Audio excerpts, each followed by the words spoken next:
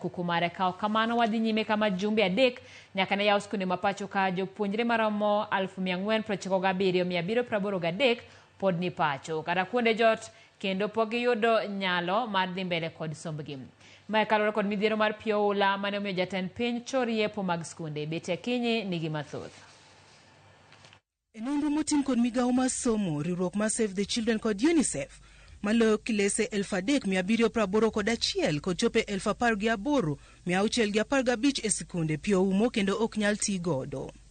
Pi Oula bende noywero mwandu kod ohelni moweyo thoth jonyuol ka ok nyal chulo omenda mag somo.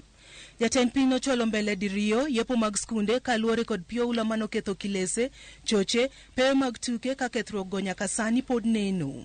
Tuoche malandore kokalo e pi mochido kaka nyaldiema kod ambululu e kind nyithindo medore, ka migawo mar thieth yango ni 49% mag thieth ne nyaldiema mane ichiwo ne gin momako nyithindo e kind higa 1 kod higni 10.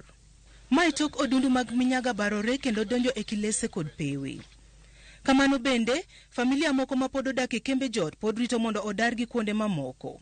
Nyithindo e kembegi bende kale midhiero kaka timbe anjao, koso gik makonyo gi wuotho ne jogo manigi ng'ol, onge mapi maler matedo kod modho, dangni mag paro e kin mamoko.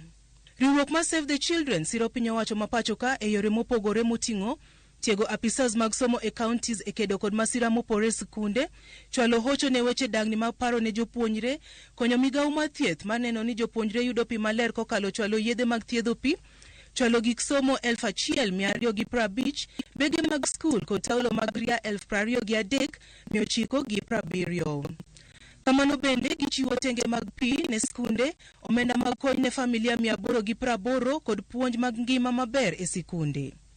Save the Children bende kwayo jokanyo mamoko mondo oriwre kod piny Kenya e konyo migepe mopogore, timo nonro e wi yore mag duoko chenro mag somo makare, loso kilese kod mwandu mag skunde manokethore, chiwo kuonde somo mamoko ne skunde mokethore, kanyakla kod konyo chwalo puonj e wi ngima maber e sikunde e kind oganda. How do we ensure that our educational system is climate resilient? And if there is a drought or flooding, how do we ensure that we are preparing so that we can still give children access to education? The challenge of these shocks coming on a very frequent time is communities do not have time to recover. So you can imagine you are affected by a drought, you've lost your livestock, your livelihood is destroyed, access to water is a problem, and you depend on pasture, for instance, for livestock. That is your economic activity. And just before you recover, another flood comes. That destroys livelihoods.